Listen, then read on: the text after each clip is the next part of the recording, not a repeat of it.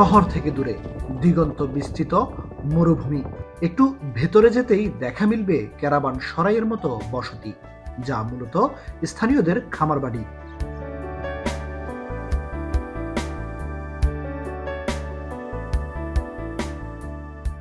সংযুক্ত আরব আমিরাতের Abu Dhabi, Dubai, Sharjah, Ras al Khaimah, Al Ain ও হুজাইরা অঞ্চলের ধুধু মরু এলাকায় রয়েছে এমন অসংখ্য খামার বাড়ি। লালন পালন করা গৃহপালিত বিভিন্ন পশু পাখির মধ্যে যেখানে নজর কাটছে মরুর জাহাজ খ্যাত প্রাণী উট।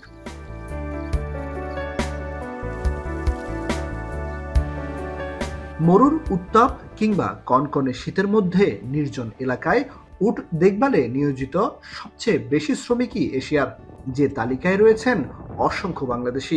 এমনই এক উট খামারে কাজ করেন সিলেট কানাইঘাটের রিজওয়ান।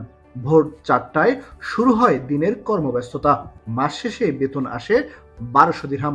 অন্য আরেক খামারে আছেন কক্সবাজারের উখিয়া উপজেলার আব্দুর রহমান সহ বিভিন্ন দেশের আরো 13 জন প্রবাসী। 12টার সময় আমাদের খাওয়া শেষ হয়।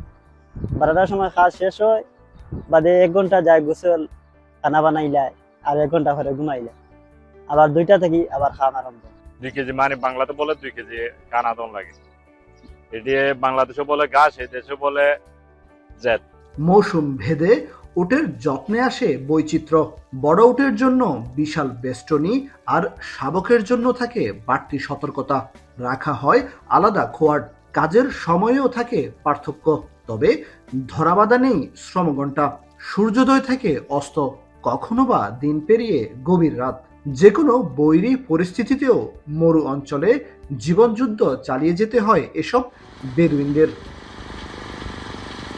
পরিবার পরিজন রেখে মরুর বুকে হাজারো কষ্টের মধ্যেও ধীরে ধীরে উটের সঙ্গে মায়ার বন্ধন গড়ে উঠেছে প্রবাসীদের। কাজের ফাঁকে উটের পিঠে ছড়ে ঘুরে বেড়ান মরুর প্রান্তর। কামরুল হাসান জনি, এখন সংযুক্ত আরব আমিরাত।